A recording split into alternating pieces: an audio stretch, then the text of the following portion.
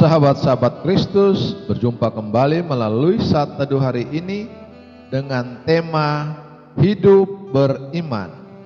Kita akan merenungkan tema ini melalui bagian Alkitab yang terambil dari kitab Ibrani pasal 11 ayat 30 sampai 40 yang berbunyi demikian. Karena iman, maka mereka telah melintasi Laut Merah sama seperti melintasi tanah kering. Sedangkan orang-orang Mesir tenggelam ketika mereka mencobanya juga. Karena iman, maka runtuhlah tembok-tembok Yeriko setelah kota itu dikelilingi 7 hari lamanya. Karena iman, maka Rahab, perempuan sundal itu, tidak turut binasa bersama-sama dengan orang-orang durhaka, karena ia telah menyambut pengintai-pengintai itu dengan baik. Dan apakah lagi yang harus aku sebut? Sebab aku akan kekurangan waktu apabila aku hendak menceritakan tentang Gideon, Barak, Simson, Yefta, Daud dan Samuel dan para nabi, yang karena iman telah menaklukkan kerajaan-kerajaan, mengamalkan kebenaran, memperoleh apa yang dijanjikan, menutup mulut singa-singa, memadamkan api yang dahsyat.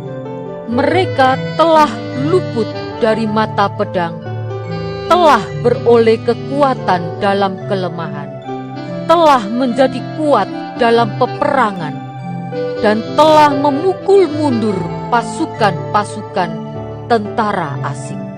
Ibu-ibu telah menerima kembali orang-orangnya yang telah mati, sebab dibangkitkan.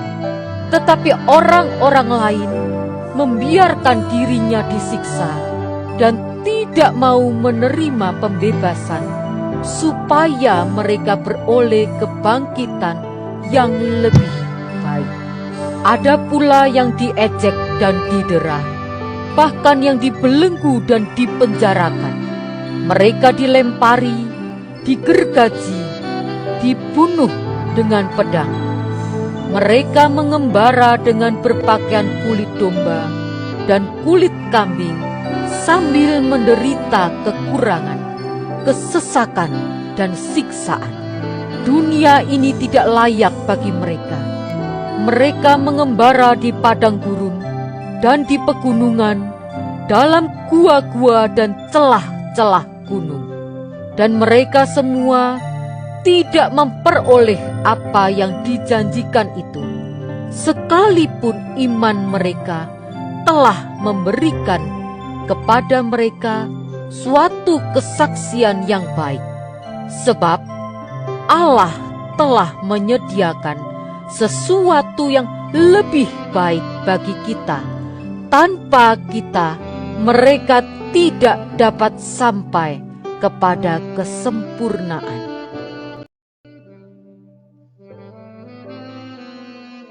Sahabat-sahabat Kristus, ayat hafalan yang akan menjadi perenungan kita hari ini terambil dari kitab Ibrani pasal 11 ayat 36 yang berbunyi, ada pula yang diejek dan didera, bahkan yang dibelenggu dan dipenjarakan.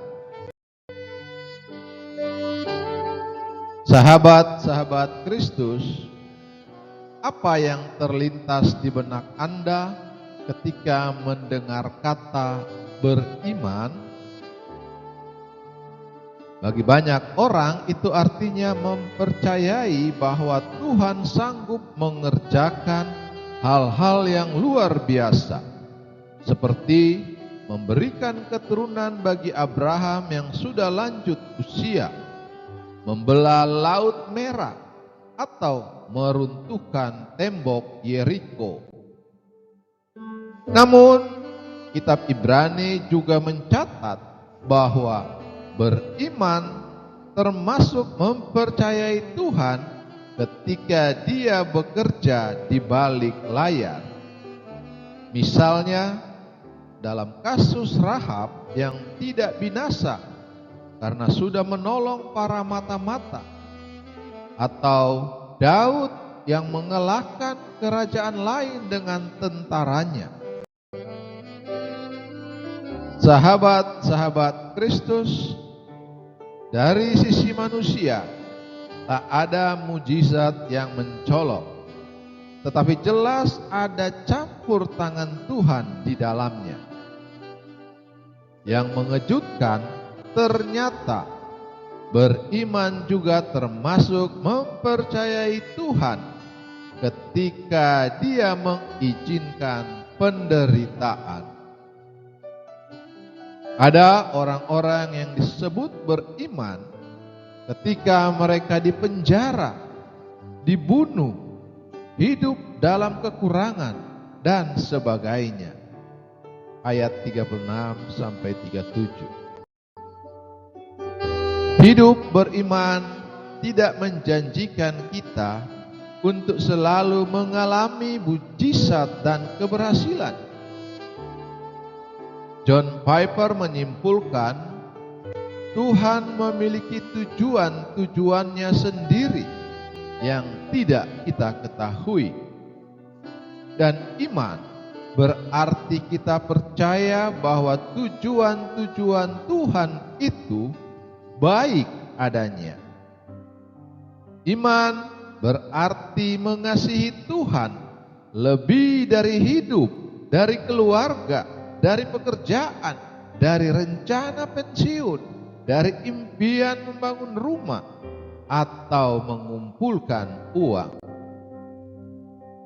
Iman berkata, baik Tuhan memelihara hidupku atau mengizinkan aku menderita, aku tetap mengasihinya.